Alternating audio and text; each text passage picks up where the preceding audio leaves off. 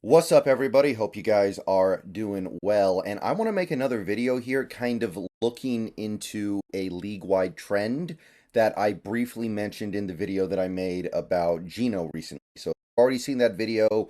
I've already kind of brought this up, but bringing it up kind of made me want to go a little bit deeper into it to see if what I feel like is happening is actually happening. And I think the answer is yes, it is actually happening. What am I talking about? I'm talking about the overall play of offenses in the NFL and quarterbacks in the NFL. And obviously, those two things are linked very closely, right? Those two things are tied together. A quarterback leads his offense 95% of the time. If the quarterback is playing well, the offense is going to play well. And if the quarterback's playing badly, the offense is playing badly. So those two things are intertwined very closely in 2023. So I saw this tweet of, I think Field Goals quote tweeted this the other day, talking about NFL offenses in the red zone in 2023. And his findings were offenses are currently scoring touchdowns on 53.3% of their red zone opportunities. This is the lowest rate through 6 weeks since 2011. That is over a decade ago. And ironically, 2011 was the lockout year where it looked like we weren't even going to have a season, and defenses were not good that year. That was the year Aaron Rodgers had statistically the greatest quarterback season ever, and Eli Manning threw for 5,000 yards, and Matthew Stafford threw for, I think it was close to 5,000 yards, and Drew Brees had this crazy season. Like, that was a year when offenses and quarterback play in general kind of went off, but the touchdown rate on red zone possessions was actually low. And I wanted to do a little bit more digging. So first, I took a look at just team by team red zone success percentages, and obviously there are a few teams that are doing really well. Miami is destroying the field. You got Buffalo. Oddly enough, you have New England, so that tells you they're never getting to the red zone because every time they do, they score a touchdown. They must just never get there. San Fran, and then you got teams like the Chargers. But then kind of everybody falls into this, or not everybody, but a lot of teams kind of fall into this kind of territory where they score touchdowns on about half to a little more than half of their red zone opportunities. Seattle's actually down here at 20, so just slightly below average. So, as much as they have not been a particularly good red zone team so far this year, they're not being singled out in any overly obvious way. There are many teams, including some good teams, that are well below them. So, this is league wide. So it does seem like there's something going on here with NFL red zone offenses, and I found this article on Sharp Football Analysis that has the red zone touchdown percentage for each season in the last decade plus, let's call it. And you can see that 2010, 2011, it was valleying, right? It was right just barely above 50%. And then over the last almost decade, it was peaking. It creeped up a little bit to 34%. I'm sorry, 54%, 55%, back to 53, 56, 55, dipped down a little bit to 52, 58, 56, 62, which that was the COVID year, so offenses had it easy that year, so it makes sense it would peak. Last year, 2 years ago, really strong 58. Last year, 57. So you can kind of see the peaks and the valleys here. And it looked like as of 2020 to 2021, and you could throw 2022 in there, we were hitting an era of NFL football where teams were punching in their red zone opportunities at a higher clip than ever. And this year so far, like this tweet says, it's 53.3.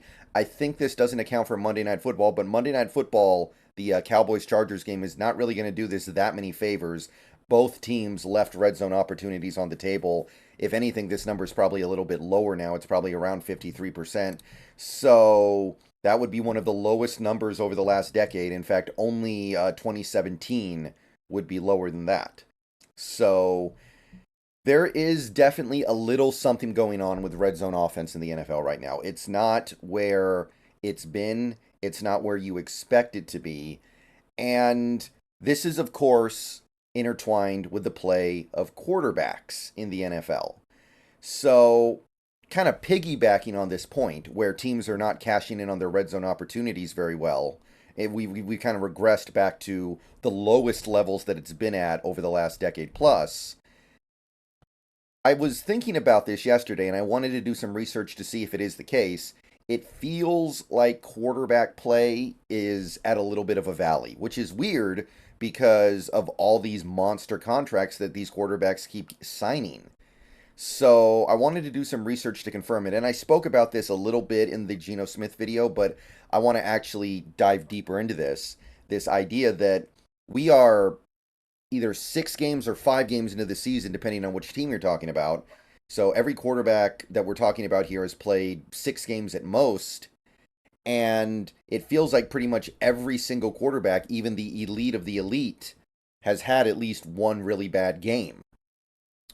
So I wanted to make sure that was the case. I wanted to see if that's actually true. So just for the sake of this video, I want to take a look at every quarterback who's on a monster contract, by which I mean he's making $40 million a year or more, and see if my hypothesis is true. Now, Joe Burrow, I don't even really count. Honestly, he was pretty bad in his first 4 games, but that wasn't Joe Burrow. That was Ryan Fitzpatrick wearing a Joe Burrow mask. He was injured. I don't put a lot of stock into that, but honestly, if you really want to go into it, you could argue he did not play well against the Seahawks. He really didn't do that much in that game. He had 2 good drives to start the game, and then it was shutdown city. Barely moved the ball, less than 200 yards passing. QBR was bad. So you could make a pretty good argument that Burrow didn't even play good against the Seahawks. Justin Herbert. I mean, I just watched that game on Monday night. I know the stats are not awful, but you can't tell me he played good in that game. He left so many points on the field. He missed so many easy, obvious throws. I think he sucked in that game. And I know the stats are saying he was okay. And if we're being real, he's working on a streak of 2 straight games where he has a completion percentage below 60. Now, he might be dealing with the finger injury. I don't know. There's some debate about that. The Chargers keep saying that he's not working with any kind of a limitation. They're saying that he's not inhibited by the finger in any way. It's possible that it actually is bugging him. I don't know. But that to me, that's kind of 2 bad games in a row. He just happened to win one of them. Lamar Jackson is the next highest paid guy on a per year basis. And I know the receivers disappointed him tremendously in that Pittsburgh game, but he didn't play well. He had a opportunity to end the game and threw an interception in the end zone. He had other turnovers in the game as well that helped ruin a potential comeback. His offense only put up 10 points. Yeah, even the Colts game, I don't think he played particularly well, but at least he made some plays. At least he gave his team a chance to win. So I think Lamar Jackson's had arguably 2 bad games. At the very least, I don't think either of those games were good, even if they're not bad. Jalen Hurts is the next guy, and I don't have to go back very far at all to find a bad game by Jalen Hurts. He just turned it over, what? Was it 4 turnovers total against the Jets, giving away a game they had no business losing? And honestly, he's been shaky a lot this season. Tampa Bay, he wasn't all that good. I didn't think he was that good against Minnesota. There's been a lot of shakiness to Hurts' play, and I feel like his mistakes and turnovers have allowed pretty much every game that the Eagles have played this year to be close when it probably shouldn't have been close. Russell Wilson, another good example. He played decent football for about a month. He was playing fairly well. Things were going his way. And then last 2 games, he's been bad. So that's another guy who's making almost $50 million a year, and he's not bringing it every single week. Deshaun Watson, he's only played 3 games, and only one of them was any good. He sucked against Pittsburgh. Cincinnati, he didn't really have to do anything, but he didn't do much, so I'm not going to laud praise on him just because he was getting to play Joe Burrow, who couldn't move and could barely push the ball down the field. But even if you want to argue he played fine in that game, he did not play fine against Pittsburgh.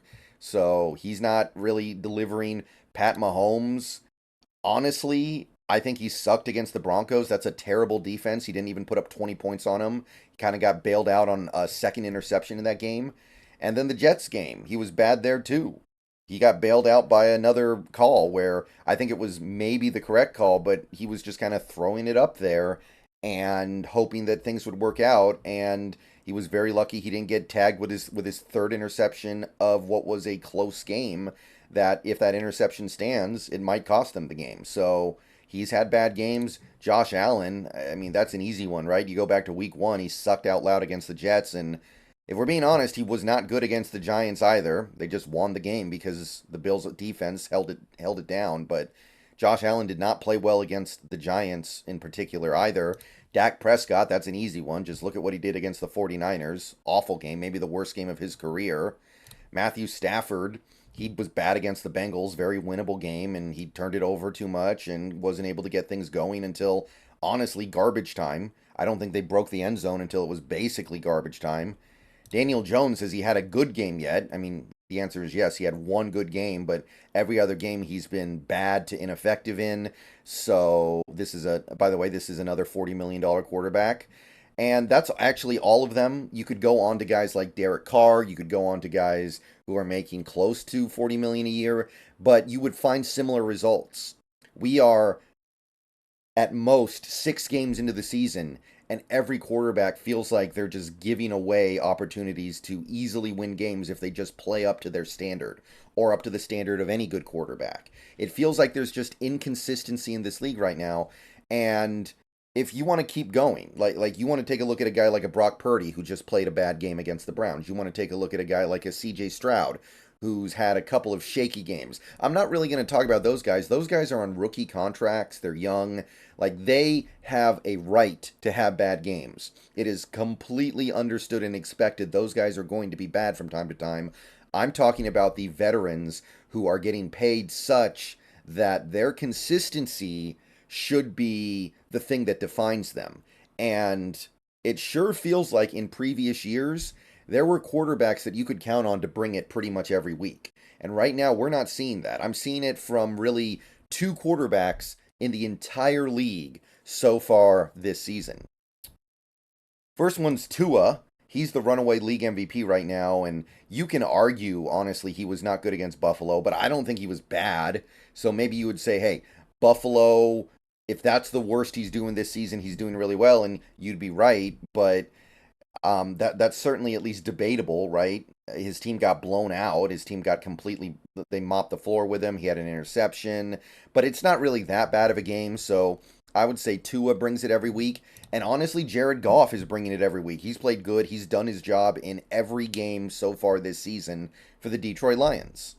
So those are the 2 guys who are pacing the field right now in terms of week to week consistency doing their job. And that seems like a really low number, especially when you have all these guys who just signed these ridiculously large contracts. We didn't even get into guys, like I said, the Derek Carrs, the Kirk Cousins. They're making 35, 37, 38 million a year. There are guys like Tannehill who are making almost 30. Even a guy like a Jimmy Garoppolo is making almost 25. And it just seems like there's a real lack of consistency. The question is why? What is causing this? Are the quarterbacks just not playing well? I think that's probably part of it. I think there's just something going on here, but I'm inclined to believe there's something triggering this. It feels like defenses right now have found something that works. It feels like NFL defenses have just found something that is able to throw these quarterbacks for a loop on a pretty consistent basis. And some people have argued maybe it's the cover 2 shell that teams are running that's really making life hard for quarterbacks to consistently be good. That there's probably some truth to that.